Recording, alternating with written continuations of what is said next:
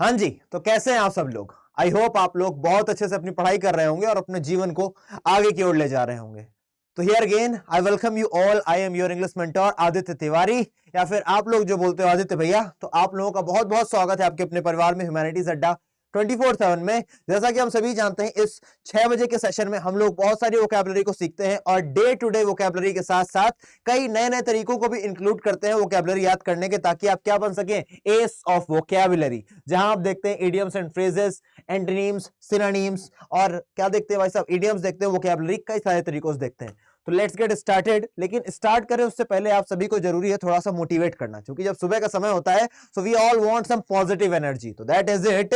अप्राप्यम नाम नेहास्ति धीरस्य व्यवसायिनः। क्या लिखा हुआ है? अपाप्यम अप्राप्यम नाम नेहास्ति धीरस्य व्यवसायिनः, यानी कि उसके पास, जिसके पास भी साहस है और जो मेहनत करता है, उसके लिए कुछ भी अप्राप्य नहीं है। आप भी वो हर मुकाम पा सकते हैं जो भी आप चाहते हैं अपने जीवन में, चाहे वो स्पोर्ट्स से रिलेटेड हो, स्टडी से रिलेटेड हो, किसी भी चीज से रिलेटेड हो। बस आपको करना क्या पड़ेगा?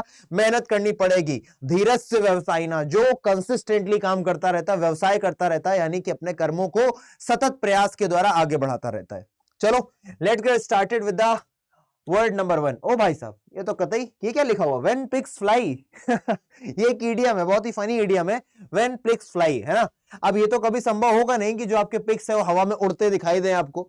तो इसका क्या मतलब होता है? इसकी मीनिंग होती है something that you think will never happen. जब आपको लगता है कोई चीज कभी नहीं होगी, इसका मतलब क्या है भाई? When pigs fly. अब आपको अगर एग्जांपल देना है तो आप दे सकते हो, bill will give your big books back when pigs fly, so forget about them. कोई बंदा है बिल, बिल गेट्स की बात नहीं हो रही है यहां पर, कोई लड़का है बिल, तो उसकी आदत है वो जिससे कोई चीज ले लेता है फिर वो कभी नहीं देता है। तो वही बोल रहा है कोई दूसरा बंदा कि bill will give your books back, वो तुम्हारी किताबें तब वापस करेगा व्हेन पिग्स फ्लाई, यानी कि वो तुम्हारी किताब कभी भी वापस नहीं करेगा। किताबों को तो भूल ही जाओ अब तुम, ठीक है।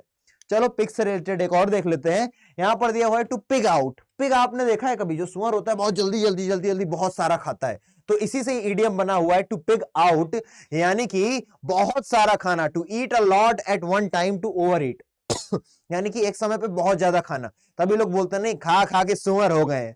बोला जाता है ना कुछ घरों में, अब तुम्हारे हमारे यहाँ नहीं बोला जाता पर कहीं तो बोला ही जाता होगा, सुना है, मेरे कानों में आया है ये, खा खा के सुअर हो रहे हैं, भैंसे होते चले जा रहे हैं। इसका मतलब क्या है? बहुत ज्यादा खा रहे हैं, ओवर ईट कर रहे हैं। इसको एक और वर्ड बोलते हैं बेटा, बिंज ईटिंग। ओवर ईटिंग को हम लोग बिंज ईटिंग भी बोलते हैं, ठीक है। For example, she was pigging out on ice cream and sobbing when I came home. तो वो लगातार आइसक्रीम खा रही थी ढेर सारी और सॉबिंग कर रही थी, यानी कि रो रही थी, सुबक रही थी इस तरीके से जब मैं घर आया।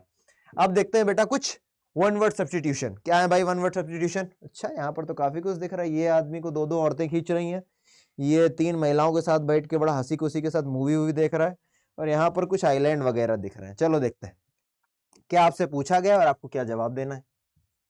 ये क्या है जी? चलो, तो the practice of having 2 wifes और husband at a time. 1 minute का समय देना बेटा। कितने मिनट का? 1 मिनट का। चलो अब ठीक है। आ जाओ आ जाओ आ जाओ, आ गए, है ना। तो the practice of having 2 wifes और हस्बैंड एट अ टाइम। अगर कोई व्यक्ति एक टाइम पे कितनी शादियां किए हुए होता है, एक या एक से ज्यादा उसके पास हस्बैंड या वाइफ होते हैं, तो उस स्थिति को हम क्या बोलते हैं? बाईगैमी बोलते हैं, पॉलीगैमी बोलते हैं, फिलेंडर बोलते हैं, या फिर आर्कीपिलागो बोलते हैं। तो बेटा हम सभी जानते हैं एक रूट वर्ड होता है गैमी, GAMY, गैमी। ये किसके लिए यूज होता है बेटा? ये जो रूट वर्ड गैमी है ये यूज होता है मैरिज के लिए। किसके लिए? मैरिज के लिए। तो अगर आपको बोलना है आपने 2 शादी की है, यानी कि आपने बाईगैमी की है, क्योंकि बाई का मतलब होता है 2। आपने भी पढ़ रखी है केमिस्ट्री, उसमें बाई, मोनो ऐसे करके आता है, तो ऑप्शन नंबर ए सही है। दूसरा मतलब क्या बेटा? पॉलीगैमी। पॉली का मतलब होता है एक से ज्यादा, 2 से भी ज्यादा, तो उसको बोलते हैं पॉलीगैमी। अब जी ये वाला एग्जांपल जो आप देख रहे हो ये बाईगैमी है, और ये वाला एग्जांपल जो है ये पॉलीगैमी है। 2 से ज्यादा वाइफ्स है ना इसके पास, तो इसको क्या बोला जाएगा? ये क्या है? पॉलीगैमी है। उसके बाद फिलेंडर क्या होता है बेटा? आपको रूट वर्ड पता है, फिल, PHIL। फिलहाल इस वाले रूट वर्ड को देख लें, गैमी को, है ना। तो अगर आप बोलते हो आई एम अ मिसोगाइनी, मिसोगैमी, ठीक है ना, यानी कि आप मिस का मतलब क्या होता है? मिस का मतलब होता है हेट करना। ऐसे ही एक बंदा होता है मिसोगैमिस्ट, यानी कि जिसको हेट होता है शादी से, जिसको शादी से नफरत होती है, मैं शादी तो नहीं करूंगा, बाकी दुनिया में कुछ भी कर लूं, ठीक है। तो अब यहां पर एक वर्ड आ जाता है फिल। फिल का मतलब मैं कई बार बता चुका हूं होता है लव, लेकिन जितनी बार आएगा मैं बताऊंगा ताकि आपको याद रहे। फिल एक रूट वर्ड है और इसका मतलब लव होता है। फिलेंडर का पूरे का मतलब क्या होता है, एक ऐसा आदमी, इसको हीन दुष्ट आदमी बोलते हैं, जो कई सारी महिलाओं के साथ सेक्सुअल रिलेशंस चाहता है, जो कई सारी लेडीज के साथ सेक्सुअली इन्वॉल्व होना चाहता है, उनके साथ शादी नहीं करना चाहता, उनके साथ ना तो प्यार करता है, बस केवल सेक्सुअली इन्वॉल्व होना चाहता है, उसे हम फिलेंडर बोलते हैं। और इसको ही एक और वर्ड बोला जाता है बेटा, कैसोनोवा। कैसेनोवा, ठीक है ना, कैसेनोवा भी सेम वर्ड है। अब लास्ट वर्ड बचता है हमारे पास आर्कीपेलागो। आर्कीपेलागो क्या होता है, ग्रुप ऑफ आइलैंड को हम क्या बोलते हैं, आर्कीपेलागो। देख रहे हो कितने सारे ग्रुप ऑफ आइलैंड है, इसी को हम क्या बोलेंगे बेटा, आर्कीपेलागो। बढ़ते हैं आगे दूसरे वर्ड की तरफ। तो one who intolerantly devoted to a particular creed, उसे हम क्या बोलते हैं, जो एक पर्टिकुलर क्रीड का होता है ना, इंटोलेटरी डिवोटेड, यानी कि जो सिर्फ एक ही चीज को मतलब भाव देता है, कि मतलब इन लोगों को बोलते हैं बेटा धर्मांध, जो सिर्फ अपने धर्म को ऊंचा मानते हैं, बाकी लोगों के धर्म को समझते हैं बाकी का धर्म बेकार, बस हमारा ही धर्म जो कुछ है ना। ऐसे लोग बेटा पथ भ्रष्ट होते हैं, जो बहुत ही ज्यादा अपने धर्म को लेकर के पैशनेट होते हैं, कहते हैं बस जो मेरा धर्म है वही अच्छा है, बाकी कोई भी धर्म अच्छा नहीं। अब जैसे इस आदमी को देख रहे हो, एक तरफ इसके हाथ में कोई धर्म ग्रंथ है और दूसरी तरफ ही लड़ने को तैयार है, अगर मेरे धर्म के अलावा कुछ बोला तो मैं लड़ जाऊंगा, या मैं दूसरे धर्मों की इज्जत नहीं करूंगा। ऐसे लोगों को हम क्या बोलते हैं बेटा, ऐसे लोगों को हम बाइगॉट भी बोलते हैं, और ऐसे लोगों को हम फेनेटिक भी बोलते हैं। ये दोनों option number A and B दोनों ही सही है, दोनों ही इसके आंसर हो जाएंगे, दोनों ही सिनोनिम होते हैं। यानी कि अगर कोई धर्मांध व्यक्ति है, अपने धर्म को लेकर के बहुत ज्यादा एक्साइटेड रहता है, बस अपने ही धर्म को मानता है, बाकी धर्मों को बोलता है तुम्हारा बेकार, तुम्हारा भी धर्म बेकार, तुम्हारा धर्म कुछ नहीं जानता है ना, या दूसरे ओपिनियंस को जो नहीं मानता, सिर्फ अपने ओपिनियन पढ़ा रहता है, जो मैंने बोल दिया भाई पत्थर की लकीर, बाकी सब बकवास, ऐसे आदमी को हम बोलते हैं फेनेटिक या फिर बाइगॉट। ठीक है जी।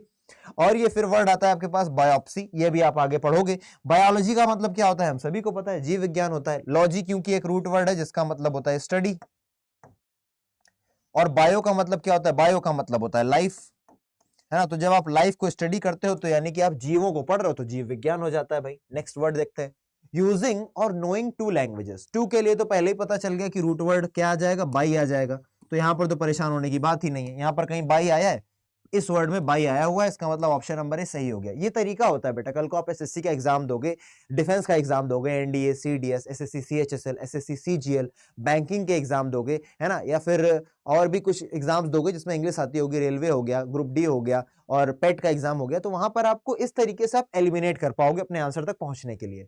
तो यूजिंग और नोइंग टू लैंग्वेजेस को आप क्या बोलोगे, बाइलिंगुअल बोलोगे, है ना। मल्टीलिंगुअल क्या हो जाएगा, जो दो से भी ज्यादा भाषाएं जानता हो वो मल्टीलिंगुअल। बाईगैमी अभी मैंने बताया, जो दो शादी करने की प्रथा है उसको हम बाईगैमी बोलते हैं। पॉलीगैमी भी होता है, ठीक है ना, पॉलीगैमी यानी कई सारी शादियां करना। बाइगॉट क्या होता है, धर्मान, जो अभी मैंने बताया आपको, फेनेटिक। तो ये देखो, ये बंदा है, इसको कई सारी लैंग्वेजेस आती है, इसलिए क्या है, ये एक पॉलीग्लॉट भी एक वर्ड होता है, जिसको कई सारी भाषाएं यूज करनी आती है, उसको हम क्या बोलते हैं बेटा, पॉलीग्लॉट, है ना। पॉलीग्लॉट को ही हम मल्टीलिंग्विस्टिक भी बोलते हैं। नेक्स्ट वर्ड देखते हैं बच्चे। नेक्स्ट वर्ड है हमारे पास life of a person written by someone else. जब किसी और की लाइफ का वही खाता किसी और बंदे के द्वारा लिखा जाता है तो उसे हम क्या बोलते हैं, बायो, यानी कि जीवन के बारे में लाइफ बोलते हैं बायो को, ठीक है ना। तो बायो तो आएगा ही आएगा। अब बायोग्राफी होगा। अब ग्राफी एक रूट वर्ड होता है बेटा, GRAPHY, जो ग्राफी है एक रूट वर्ड है, इसका मतलब होता है टू राइट। इसका मतलब क्या होता है, राइट से रिलेशन होता है, इसका लिखने से रिलेशन होता है, टू राइट, इसको हम बोलते हैं बेटा ग्राफी। अब देखो यहां पर भी ग्राफी आया हुआ है, यहां पर भी ग्राफी आया है, यहां भी ग्राफी आया है, और यहां पर भी ग्राफी आया है, कुछ ना कुछ लिखने की बात हो रही है या बनाने की।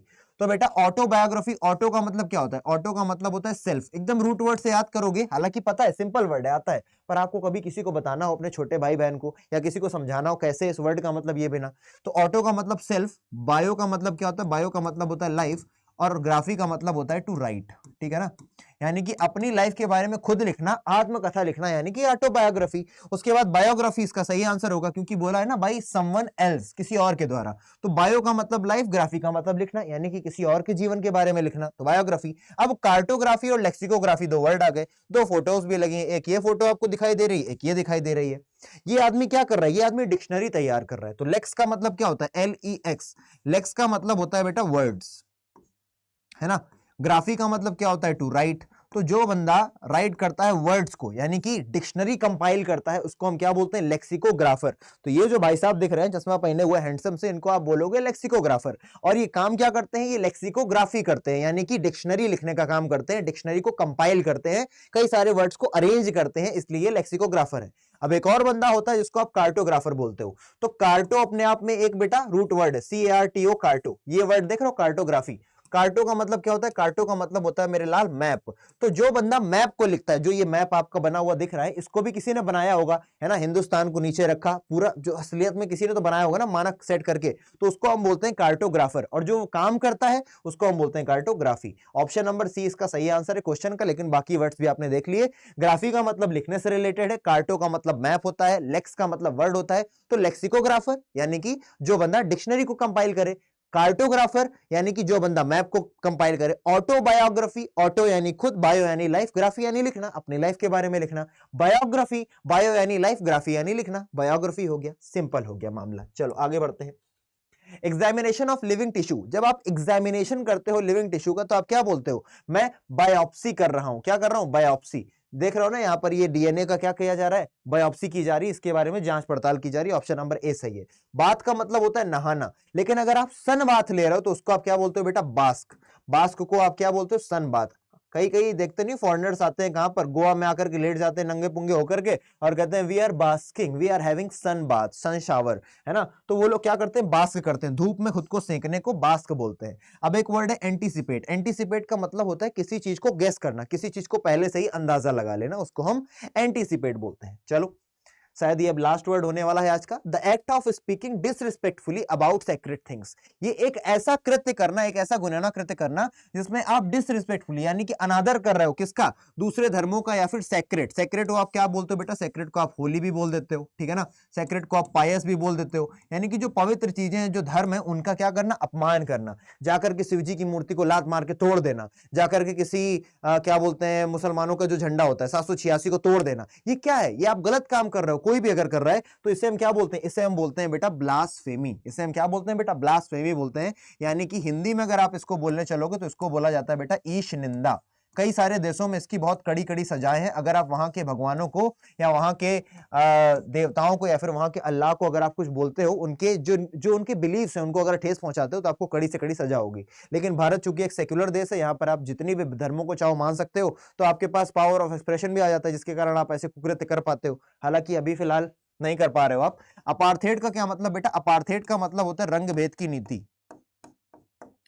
रंग भेद की नीति ये भी एक तरीके का डिस्क्रिमिनेशन है। रंग भेद की नीति क्या होता है बेटा? आपने देखा होगा जो अमेरिका था वहां पर एक मूवमेंट चला था हैशटैग ब्लैक लाइफ मैटर्स। इसका मतलब क्या हुआ हैशटैग ब्लैक लाइफ मैटर्स का? यानी कि अपार्थेड, वहां पर जो काले लोग होते हैं वहां पर उनको डिस्क्रिमिनेट किया जा रहा था। एक जॉर्ज फ्लॉयड नाम का बंदा था जिसको एक पुलिस वाले ने उसके गर्दन पर पैर रख करके उसकी जान ले ली थी, गलती से या जानबूझकर नहीं पता चला, लेकिन चूंकि वो काला था जो मर गया, तो वहां पर एक मूवमेंट चल गया ब्लैक लाइफ मैटर्स की। काले लोगों की लाइफ भी मैटर करती है, वो भी इंसान है, कोई कुत्ता बिल्ली नहीं है जो उनको आप ऐसे ही मार दोगे। तो अपार्थेड समझ गए।